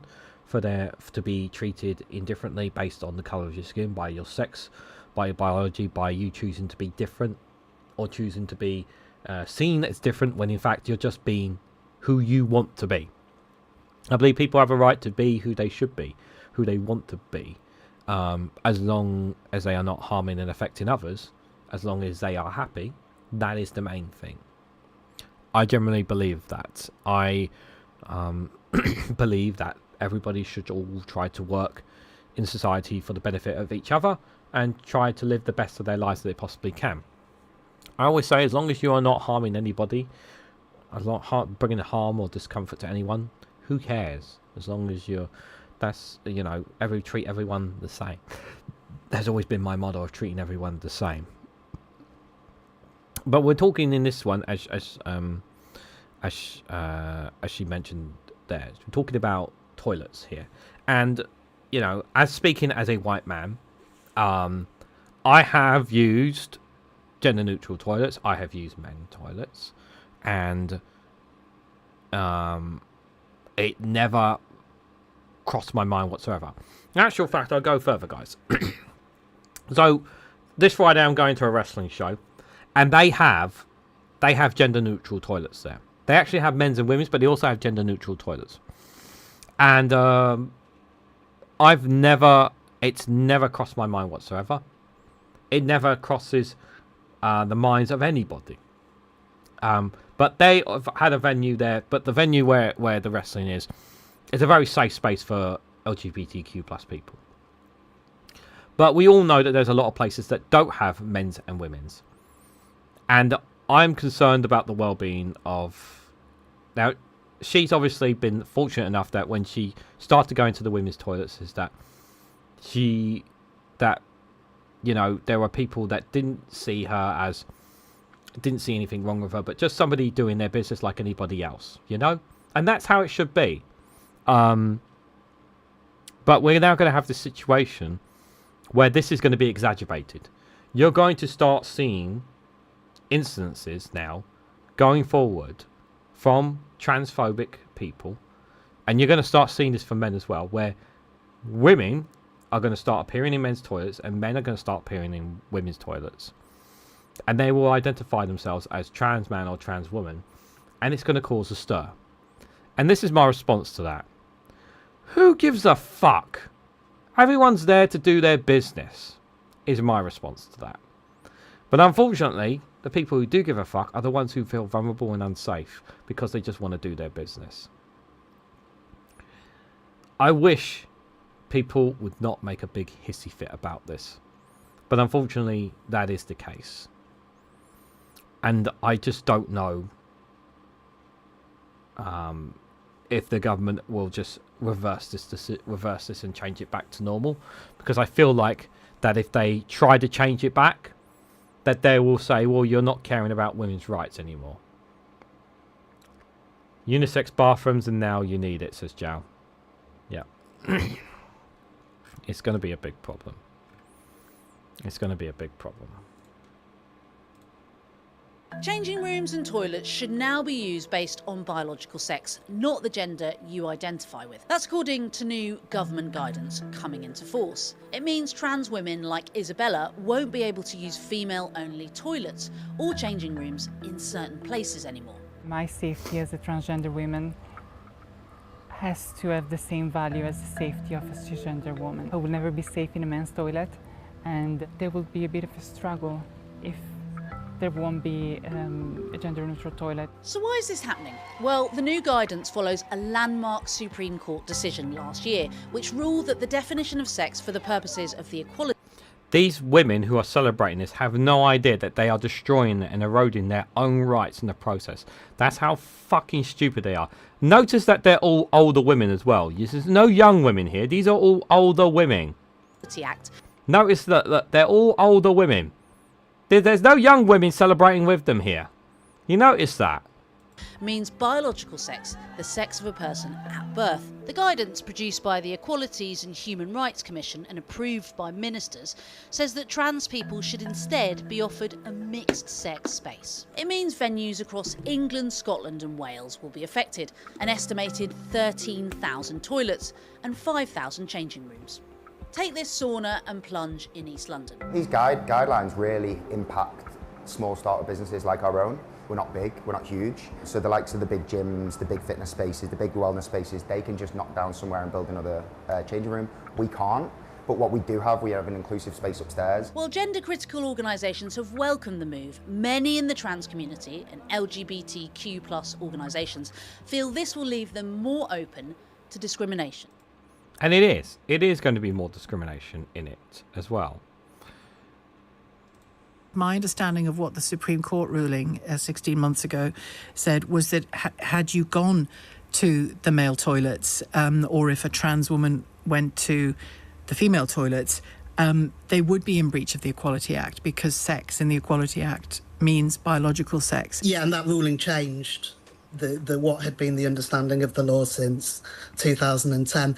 And you know, when we get to the realities of things, I think about, you know, the actress Caroline Cossey, who was a Bond girl, I think it was in the 60s, and April Ashley, who was a world famous model, both trans women. She was using the women's toilets, of course she was. The trans people have been using the toilets that align with who we are for decades, but what's happened recently is a very, very well-funded campaign to make our lives harder to live. My understanding. That's exactly what it's been done. Like I said, American influence in Britain. That's essentially what happens. Last one on this story, guys, and here. Then I'll come to some of your comments. What it does is explain what the law is and how service providers can follow the law. It is statutory, which means that it can be referred to in courts or tribunals. But you can't ignore the guidance any more than you can ignore the law. The law is the Equality Act as passed by Parliament. And what that says is if you are providing services differently or separately for women and men, that has to be on the basis of biological sex, but also that trans people are protected against discrimination and harassment, and they shouldn't be left in a situation where there aren't services that they can use. And the code comes up with practical ways for making sure that everybody has access to services. Well, but they had the right. But you're not protecting trans women or trans men by telling them they need to go into the biological toilets or changing rooms that they should go in. You're not protecting them. You're literally discriminating them. This is the problem. You are discriminating minorities in order to keep a very few people who have been brainwashed by America from the transphobes. You're excluding them because there's nowhere for them to go to the toilets. It's just going to cause such a headache for businesses. It's going to cause such a headache for business, and it's only going to, and so many trans people, so many people in these communities, minority communities, they're not going to want to. They're going to stay at home. They're barely going to go out. They're barely going to live. They're barely going to go out and do things and live proper lives because they won't know where to go to the toilet if there's no gender-neutral toilets. Where are they going to go? How will this be policed? This is the thing I hate the most, Chatty Rat. I hate the fact that there are transphobe people who go out of their way to try and catch people going in the wrong toilets. These kind of people are vile and disgusting, because I've said, again, I have to stress this, I'm a white man speaking about this on a subject that I do not understand, comprehend as well, because I'm not a woman or a trans person. So I have to reiterate that when I talk about this, because like I always say, I try to put myself in the shoes of other people. You cannot police this. What you don't want is people being discriminated when they go to the bathroom. The problem is you're discriminating people by changing this.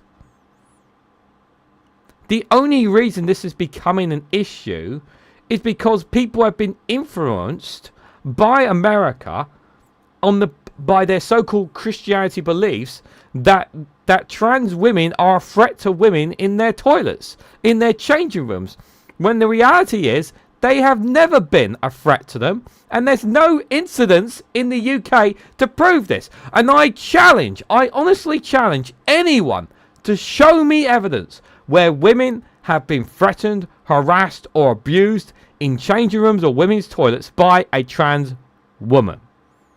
Show me the evidence, because I tell you what, there fucking isn't any. Let's go through some of that so that we can get clarity on it. If, and she does, somebody like Natalie Kane says, I am worried that a trans woman will now enter a woman's toilet or a women's changing room and get challenged. You don't belong here. The law says you can't be here. And not only that, you're going to have women, not trans women, you're going to have women who may not look like a woman enter a woman's bathroom and be challenged because of this stupid fucking change.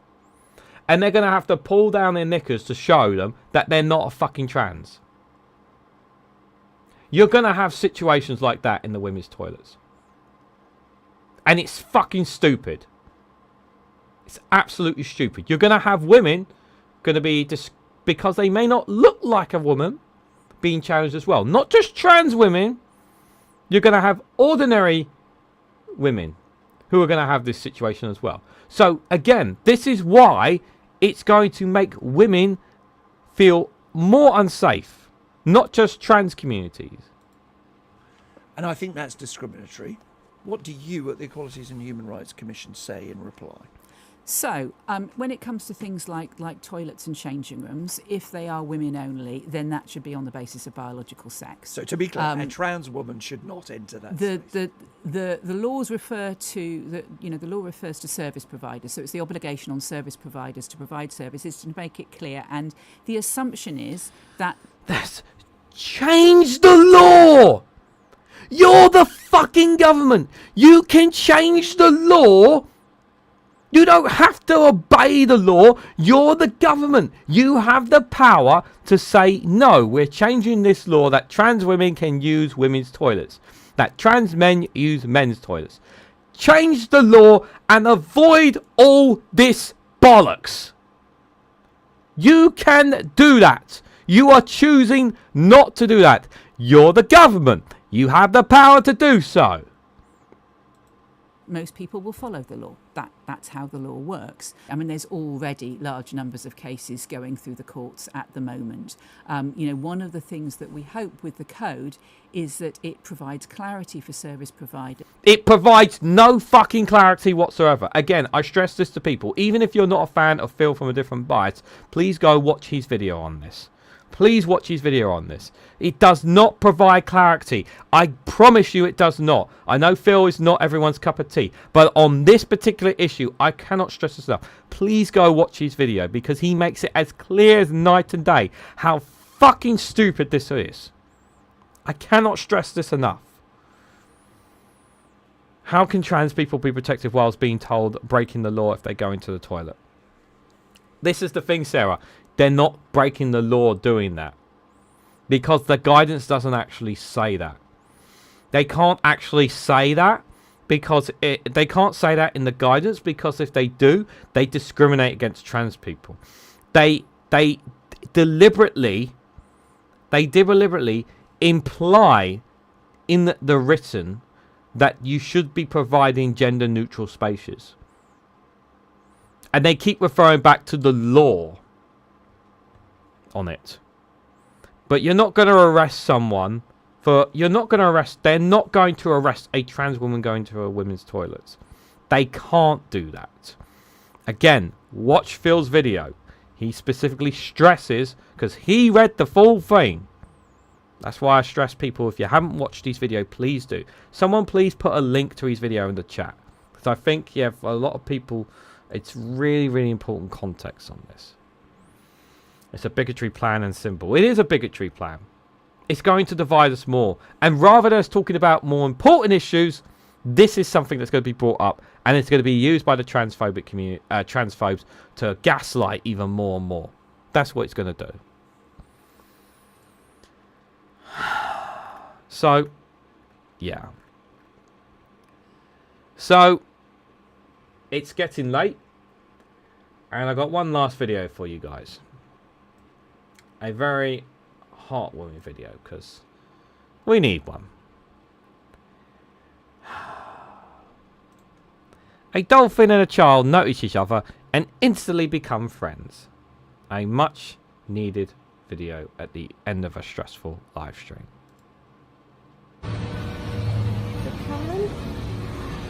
Coming to say hi. Oh, look at this, so silly. Yeah.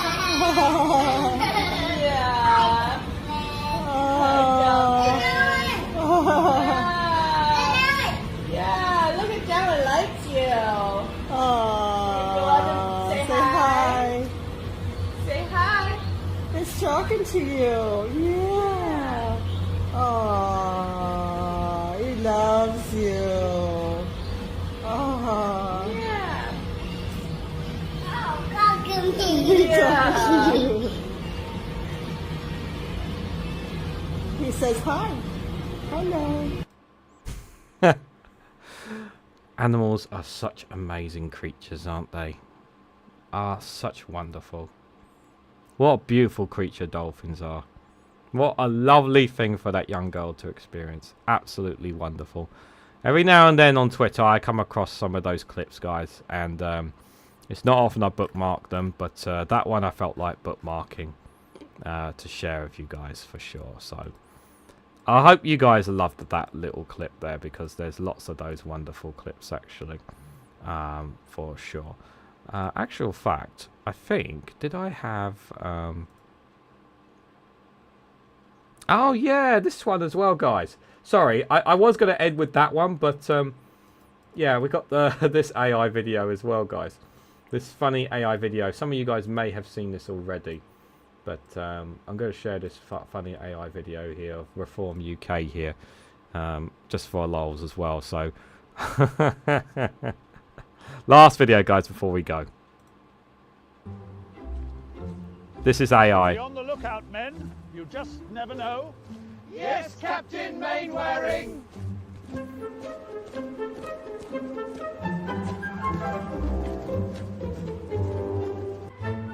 Halt! Halt! Immediate reverse, men! Reverse! Yes, Captain Mannerong Ring. Oh, I wonder if we will see any boats today so we can stop them under Zia's big strong plan. The plan is to call in the Royal Navy. Men! Men! I can see a boat! Shall I call in the Navy, Captain?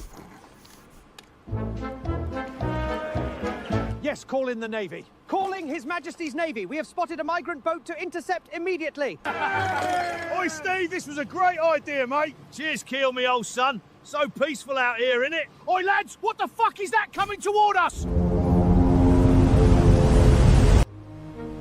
Oh, my, the boys on the shore have got it wrong. Those aren't migrants, they are boldies. Nothing wrong with a bit of bold, lads. Nothing wrong with mighty fine sailors either. We're the Baldhead Society of Bridgewater. We're not bloody migrants. Captain Mannering, sir. I don't think that was a migrant boat. Oops, lads. Looks like you're a bit late. I exposed the migrant crisis last week while you were busy fighting with a bin.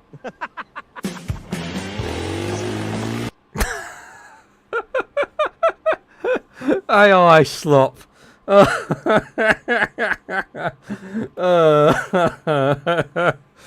Oh, AI slop, guys. Oh, God. I'm not a fan of AI videos, but sometimes, you know, when they make videos like this, you can get a bit of a laugh out of it.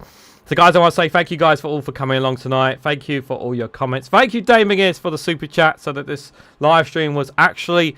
I actually got some money out of this, so thank you for that. I very much appreciate it. Only one super chat tonight, unfortunately, but I do appreciate your support for tonight. Thank you, and everybody else who came as well. Thank you for all your chats and everything there as well. A reminder: tomorrow I'll be live at 11 a.m. for another Good Morning show, and we'll be live tomorrow myself and one Angry Pagan for the Eco Flake show. I'm sorry if I get time, I will record some videos tomorrow.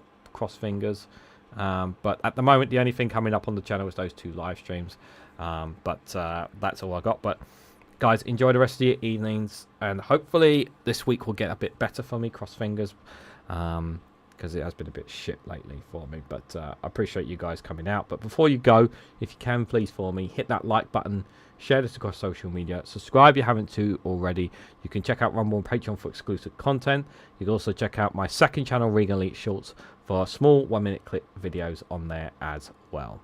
So thank you all again, and I will catch you all very, very soon.